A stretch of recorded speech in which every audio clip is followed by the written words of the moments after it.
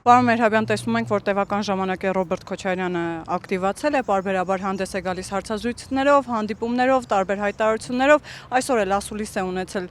մի քանի լրատվամիջոցների հետ եւ մի շարք ուշագրավ հայտարարություններ է արել։ Սկսենք նրանից, որ նախ հայտարարել է, որ Հայաստանը միայնակ չի կարող իր անվտանգային խնդիրները լուծել, որովհետեւ Հայաստանը աշխարհաքաղաքական որբ է։ Ինչ եք կարծում այս հայտարարության մասով չգիտեմ, ինչ մեկնաբանություն ունեք։ Գիտեք ինչ, ես այն տարիքին եմ, որ էլ չեմ զարմանում, երբ եթիմները խոսում են որբությունից, չգիտեմ, ալկոհոլիկները խոսում են օղու վնաս լինելուց, կամ մեղուները ընդդեմ մեղրի եւ այլն։ Այս ամենը երևի թե նույն օպերայից է։ Իսկ մենք մեր զրույցը պետք է սկսեինք նախ նրանից, ինչ հայտարարել է Ալեն Սիմոնյանը, հա, որ Հայաստանի դեմ տարվում է հիբրիդային պատերազմ, մեջբերման ավարտը, եւ դրա հետ կապված որևէ մեկը որևէ բան չի հերքել, դա ոչ թե Ալեն Սիմոնյան քաղաքական գործ չի կամ քաղաքացու պատկերացումն է, այլ իր պաշտոնն այնպիսին է, որ դա Հայաստանի Հանրապետության պաշտոնական դիրքորոշումն է, որից պետք է հետևեն գործողություններ։ Ինչ գործողություններ։ Մենք խոսել ենք դրա մասին, խոսենք եւս, բայց մենք տեսնում ենք, որ այո, այդ հիբրիդային պատերազմի շրջանակներում էլ տեղի են ունենում այն նման բառակույտերի ինչ-որ sense ժայթքումներ պարբերական, ընդ որում դա տեղի ունեցել բացառապես իր ենթականերին ուղղված, այն հույսով, որ դա կարող է նաև լսարան ունենալ։ Բայց դա ընդհանրապես եւս մեկ պորցիա զզվանքի զգացման փոխանցում էր հասարակությանը եւ ոչ ավելի։ Որովհետեւ իշարս այլ հայտարարությունների նա եւս մի քանի ուղղակի վիրավորական Հայաստանի Հանրապետության համար վիրավորական հայտարարություններով է հանդես եկել, որին ուղղակի արդեն էլ բովանդակային եւ լուրջ վերաբերվելն էլ է, էլի, այլ արդեն ոնց որ պիտի ինքդ քեզ չհարգես, որ դրան սկսես բովանդակային անդրադառնալ։ Պարոն Մերհաբյան, հետաքրքիր է, որ տևական ժամանակ է տեսնում ենք, որ խոսվում է ապօրինի գույքի վերադարձի մասին, նաև Քոչարյանից այդ մեծ գույքի ցանկի պահանջի մասին, եւ այդ ֆոնին Քոչարյանը հայտարարեց նաև, որ կոռուպցիայի Էյնշտեյնը Նիկոլ Փաշինյանն է եւ խոսեց 2026 թվականի իրենց ծրագրերից։ Ադրբեջանի Կոմկուսի շկոլան է, այն ինչ որ անում ես դու, առանց կարմերելու սլաքը շրջի դիմացինի դեմ, այ մոտավորապես այս մարտավարությամբ էլ առաջնորդվում է այդ պերսոնաժը։ Հետևեք Ադրբեջանի պահվածքին, չէ՞։ Իրենք ինչ անում են, ամեն ինչը գցում են Հայաստանի վրա։ Դե նույն բանն էլ անում է Ռոբերտ Քոչարյանը, ինչ տարբերություն։ Շկոլան նույնն է։ Պարոն Մերհաբյան, նաև ոչ ուղղակի ձևով մեղադրեց էլի Սերժ Սարգսյանին, ասաց, որ 2018 թվականին ամեն դեպքում նաև զգուշացրել է, որ իրավիճակը կարող է դուրս գալ վերահսկողությունից, բայց Սարգսյանը իրեն վստահեցրել է, որ իրավիճակը ամեն դեպքում վերահսկելի է։ Կրկին մեղադրեց, բայց ասաց, որ ամեն դեպքում գաղափարական կոալիցիայի 2026 թվականին կգնան հանուն իրենց մեկ նպատակի։ Գաղափարական, շատ հետաքրքիր է։ Իր գաղափարական, այստեղ մի գաղափար կա, Հայաստանը վերադարձնել վասալի կարգավիճակի, դե ֆակտո կարգավիճակի, որ կարգավիճակում իր օրոք էր, երբ որ դուք ասում եք ինքը ակտիվացել է, ոչ իրեն ակտիվացրել է, դե ինքն էլ չի կարող չակտիվանալ, ինքն էլ այսպես ակտիվություն է բեմականացնում, իբր ինքը ակտիվ է։ Հիմա քանի կոպեկ արժի այդ ակտիվությունը կյանքը ցույց կտա, բայց բոլոր դեպքերում այստեղ անելիքներ ունի քաղաքական մեծամասնությունը, այո, ժողովրդավարությունը պետք է պաշտպանվի։ Ռումինիայում ընտրությունները տեսանք, ինչով ավարտվեց հասարակության եւ պետության համատեղ հաղթանակով, ամենքն իր բաժինն արեց։ Պետությունը ոչ թե ձեռքերը լվաց ու ասեց, դե ժողովուրդ դուք գիտակից մարդիկ եք, գնացեք ինքներդ ճիշտ ընտրություն արեք, հա, մենք էլ անելիք չունենք։ Գեցե դեմոկրատիան, ոչ, դրեցին ռեստրիկտիվ միջոցներ ձեռնարկեցին, հա, սահմանափակող միջոցներ, մի Ռուսաստանի շպիոնի մեջտեղից ուղղակի հանեցին, սրա հետ կապված էլ արդեն պաշտոնական մեղադրանք է հասցեագրված Ռուսաստանին Բուխարեստի կողմից, որ Ռուսաստանը միջամտել է ներքին գործերին եւ ընտրական process-ին Ռումինիայում։ Այստեղ էլ է միջամտելու պարոն Մերհաբյան։ Միջամտելն էլ ոնց է լինում, Գյումրիում չմիջամտեց։ Գյումրիու սցենարից է նաև խոսել Քոչարյանը, ասել է որ դա խոսի։ Այո, իհարկե կասի, որ հնարավոր է, որովհետեւ սա կերվեց։ Եվ պարոն Քոչարյանի մոտ էլ գայթակղություն է առաջանում, հա, այն Coca-Cola-ի պրոբկի հետևն ինչ է գրած, կրկին փորձիր։ Բա փորձի բա ինչ կանի։ Քանի պետությունը ճիպոտով ձեռներին չի իջնում, այո, կրկին են փորձելու, այնքան մինչև հասնեն իրանց ուզածին, ալոս բացատրեն։ Ինչ պիտի անի պետությունը, որ դեռ չի արել։ Սահմանափակող միջոցներ ի պաշտպանություն ժողովրդավարության, որովհետև անպաշտպան ժողովրդավարությունը վերածվում է նոր բռնապետության պարարտանյութի։ Պարոն Մերհաբյան, շատ հետաքրքիր է, որ այս անգամ կրկին մեղադրել է Հայաստանին այն բանի մեջ, որ ասում է հույսները դրել եք հապկի վրա կամ ասում եք հապկը մեզ չպաշտպանեց այն դեպքում, երբ հապկի ողնաշար հանդիսացող Ռուսաստանի հետ հարաբերությունները փչացրել եք։ Ինքը խոստանում է վերադառնալով հարաբերությունները կարգավորել Ռուսաստանի հետ։ Դրանք արդեն այն աստիճանի հոգնած թեմաներ են, ավելի հոգնած, քան ինքը Ռոբերտ Քոչարյանն է։ Հոգնած քշած մի բովանդակությունից զրկված եւ անիմաստ, որովհետեւ ես վատ լուր ունեմ պարոն Քոչարյանի համար, երևի իրեն չեն ասում, որ տրամադրությունը չընկնի, հա, հետո այն որ Պուտինը մեռել է, հասկանում եք, մեռել է։ Այն որ ինքը ապրում է, դա մեռած լինելուն հավասար ապրել է, հա։ Բայց ինքը դրա մասին չգիտի ու դրա համար էլ այսպես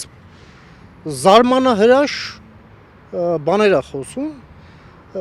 ինչ որ հեզաճկուն դիրքեր է ընդունում Պուտինի առաջ, Լուկաշենկոյի առաջ։ Մենք գիտեինք մի հատ Բելարուսի նվիրյալի, պարզվում է մենք մի հատն էլ ունենք։ Ողբան վիճակները ընդհանրապես ուրիշ բան չունեմ ասելու։ Պարոն Մերհաբյան, նաև կրկին հայտարարություններին վերադառնալով ասել է, որ օրվա իշխանությունը նախ հանձնեց Արցախը, որպեսզի իր աշխարհաքաղաքական նպատակները կարողանա իրականացնել, նաև նշել է, որ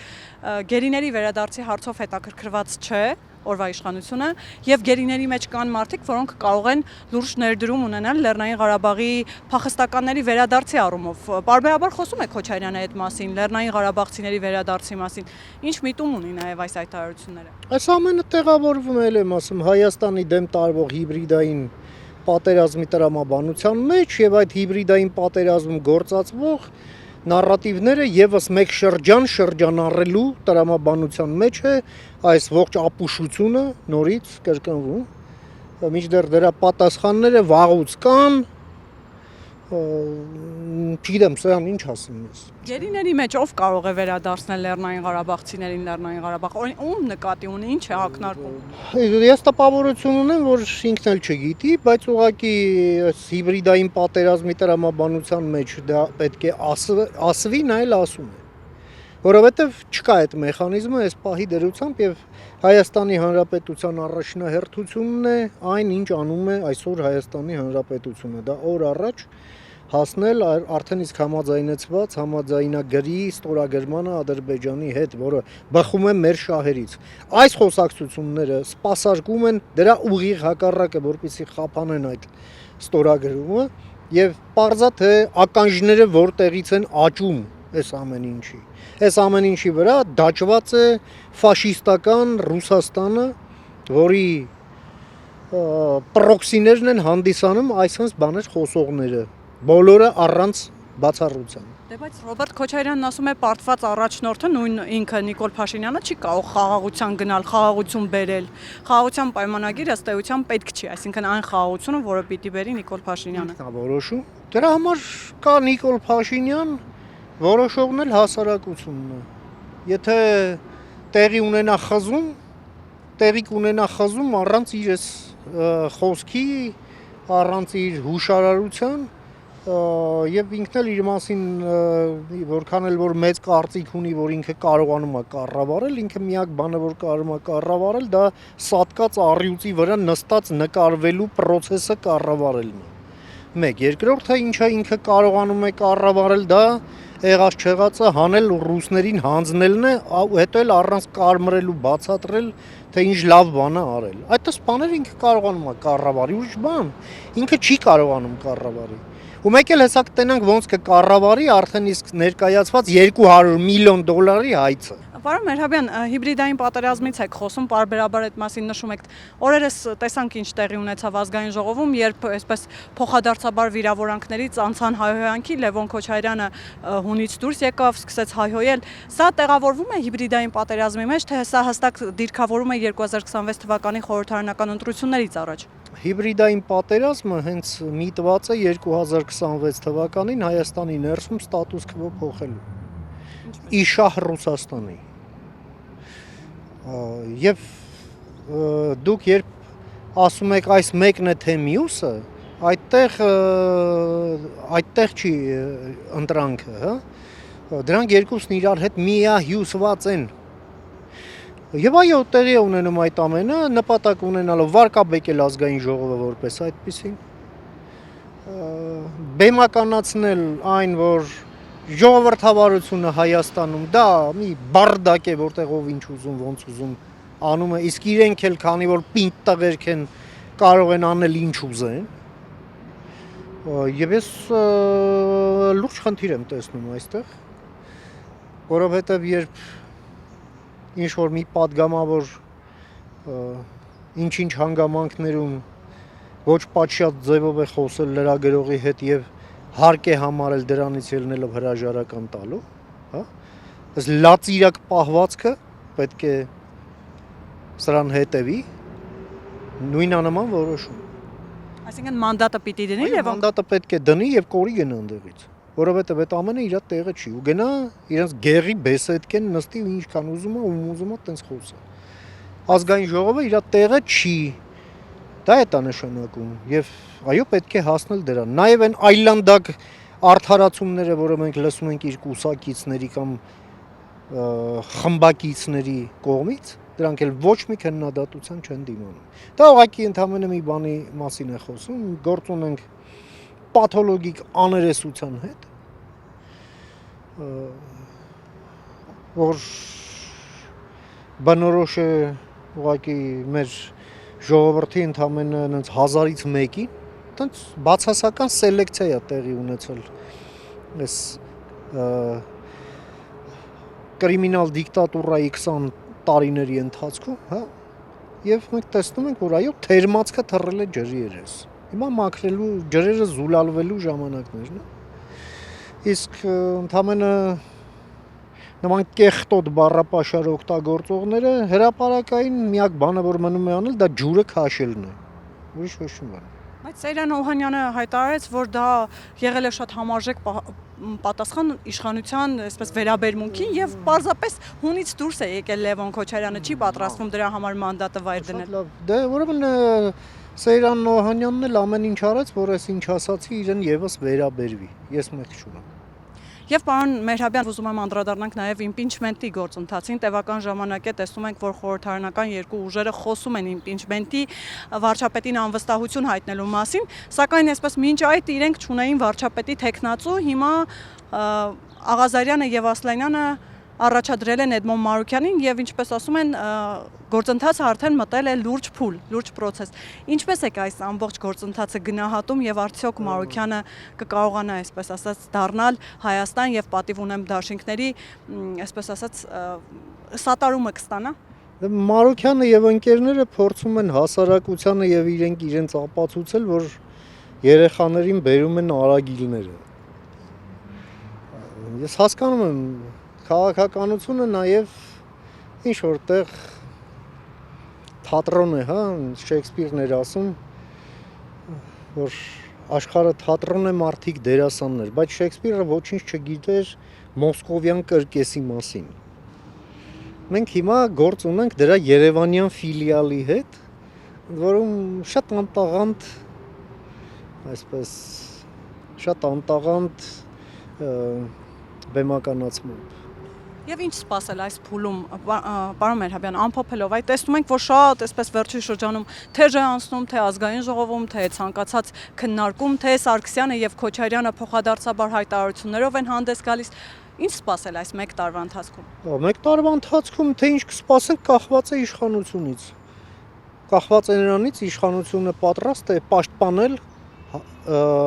ժողովրդավարությունը, պաշտպանել հասարակությունը հիբրիդային պատերազմից, որը պետության պարտականությունն է։ Եվ ըստ այդմ էլ դրանից էլ կախված են լինելու հետագա զարգացումները։ Կանի տեսնենք։ Համենայն դեպս Ռումինիան շատ լավ դաս տվեց ոչ միայն Հայաստանին, որում թե պետությանը, թե իշխանությանը, թե հասարակությանը, որում այդ նախագահին էլ արդեն Նիկոլ Փաշինյանն էլ շնորհավորեց եւ կարծում եմ շատ ճիշտ էր ժամանակին օր առաջ այո եւ սա դաս էր ինչպես պաշտպանել ժողովրդավարությունը, հասարակությունը հիբրիդային պատերազմից, այո Ռումինիան հիբրիդային պատերազմին դիմագրավեց պետության եւ հասարակության սերտ համագործակցությամբ։ Հիմա մենք ունենք պետություն պարտնյոր այս հարցում թե չունենք, կապրենք կտեսնենք։